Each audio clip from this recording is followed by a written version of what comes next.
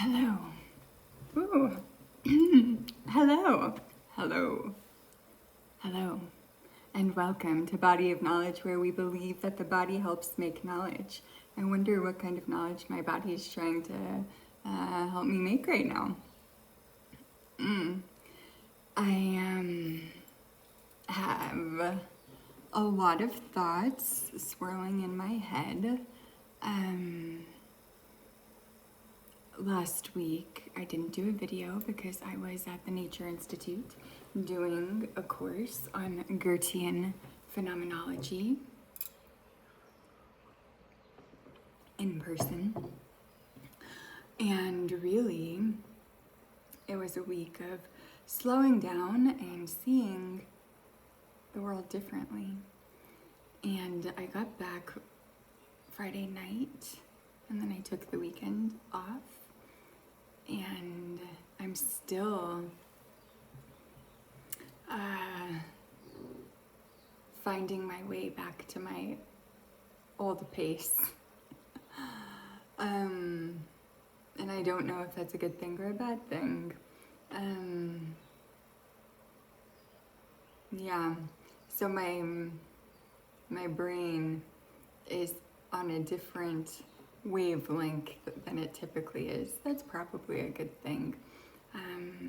But I'm not cohesed yet. I haven't integrated yet. And so I guess that's what I'm gonna use this video for, some integration.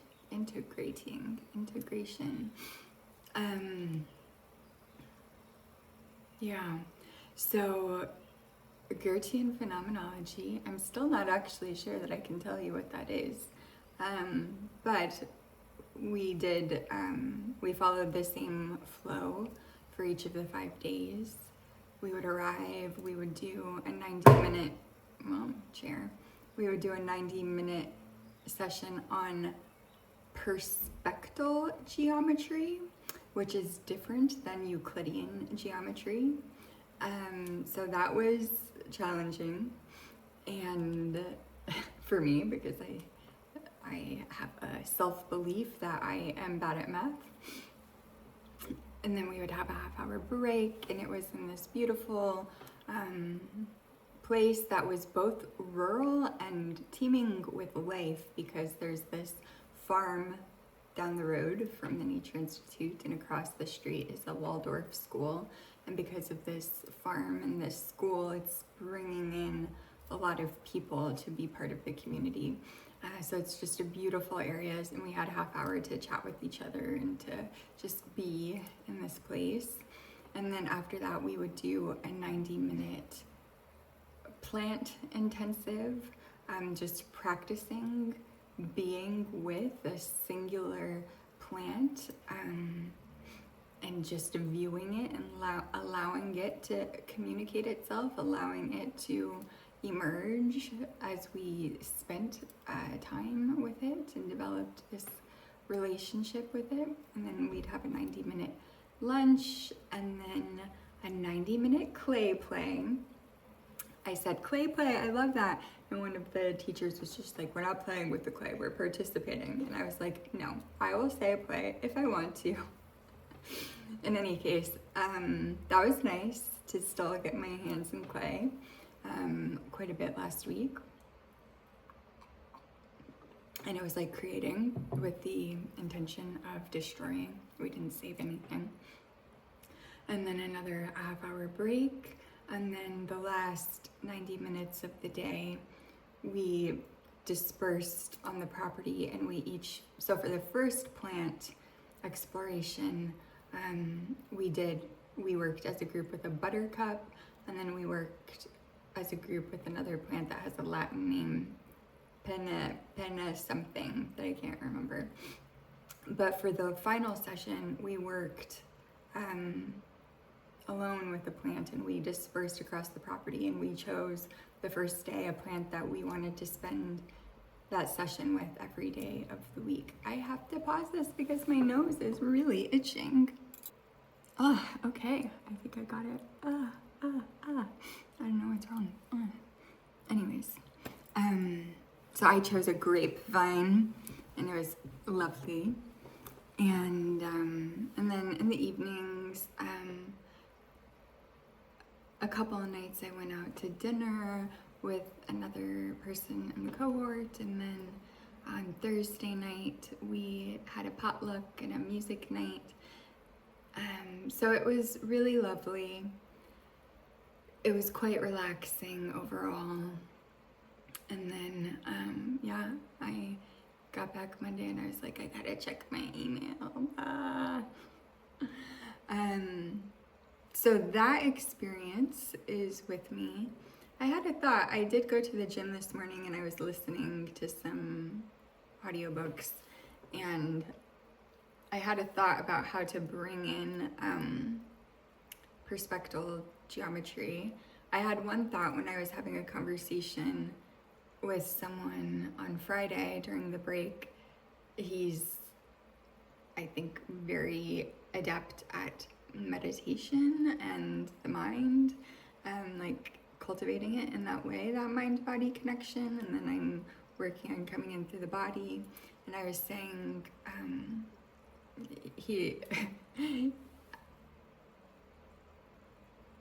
I don't need to tell the whole story. Anyways, I was like, when I drop into my body, I feel a sense of spaciousness. And he said, but when you drop into your body, you're the most confined. And I'm like, no, I'm not. Like, you don't understand. And there was this idea that we culminated to with all of the geometry classes, that at the center of a sphere is infinity, and not infinity as like not bad infinity, like unimaginably forever, but rather this sense of wholeness and the wholeness of the shape.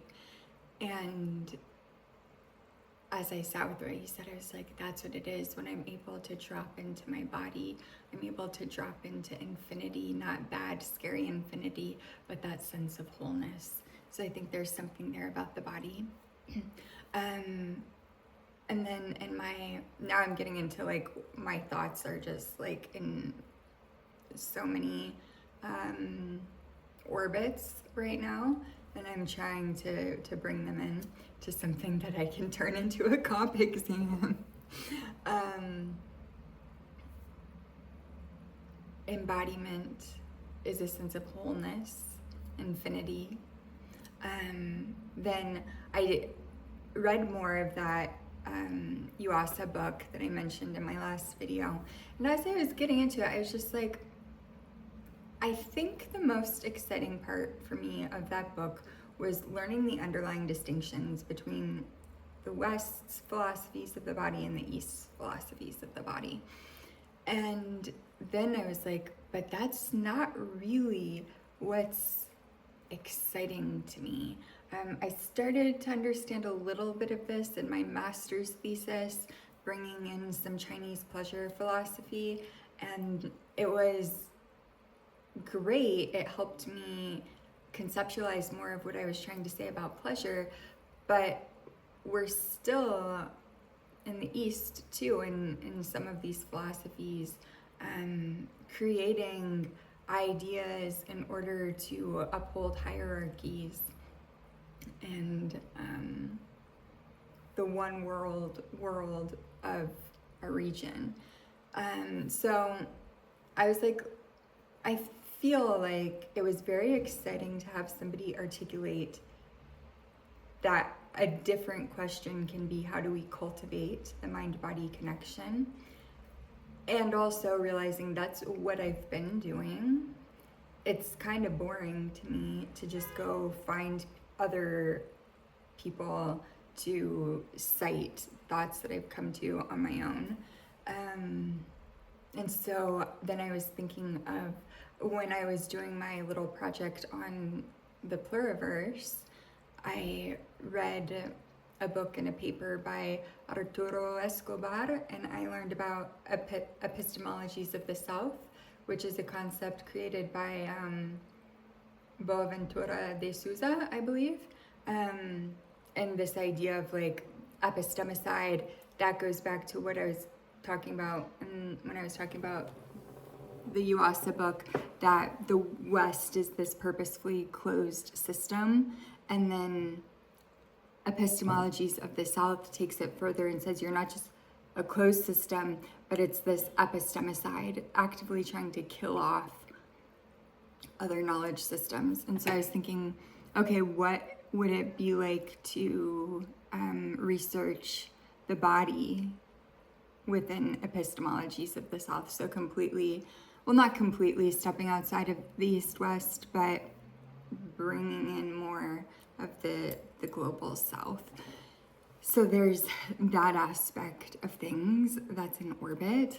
And then as I was listening, and there was a section in Epistemologies of the South that was talking about how our joy, our pleasure, our mirth has been taken from us, and we're allowed to laugh in like the context of entertainment that is sold to us, but just our general joy can be hard to access.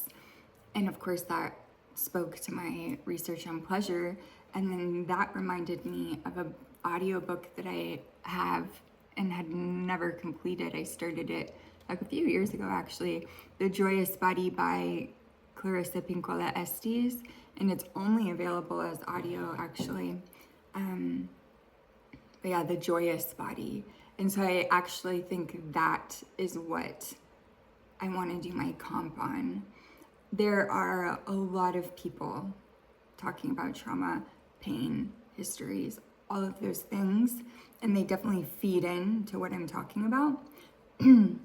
But I don't really want to focus on it. Yeah, and I'll talk about this more in the book wrap up, but the person I was talking to on Friday, where I had that idea about infinity in the center of my body, we had both come across the same book, and I stopped reading it in 5 pages, and he read the whole thing and he said it was good. So this weekend I read it. He's very smart. I was like, okay, maybe I'm missing something. Maybe I judged too quickly, and I didn't like it still. It just felt like it was fear-based marketing. Like, let's connect back to the earth through really like shaming fear marketing. In any case, I texted him. I said, you need to tell me why you like this book, because I don't get it, and I want to know why you liked it, because I value your opinion. Anyways, that was my most recent important thought orbit that came when I was doing my reading at the gym. And so now I need to figure out like how to formulate this within the genre that is the lit review. There do have to be parameters. I do have to have the field. And I had written to my professor, does Epistemologies of the South count as a field, even though it's not a field, it's a concept created like 10 years ago. And she said, absolutely. When I say field, really what I'm looking for is a group of scholars in literature that are all asking similar questions, so that you can really hone in on what you are asking about. The whole thing of like East versus West, where I couldn't communicate accurately to my advisor what I was trying to do because we were asking very different questions. So that's where that idea of field comes in. And so I'm glad I asked that, because that was so clarifying for going forward and trying to figure things out. Okay, that's where I am. It was a good week for relaxing, for perceiving differently, for letting things settle so that I could have my own thoughts come forward. I think it can be so easy to get on this deadline-driven road and then through inertia, keep moving forward, even though that's not necessarily the direction that feels good to go in. And so having that week away was very helpful. And I have no idea what this is going to look like. I'm going to try not to stress out about it though. We'll see if I succeed at that. Anyways, until next time.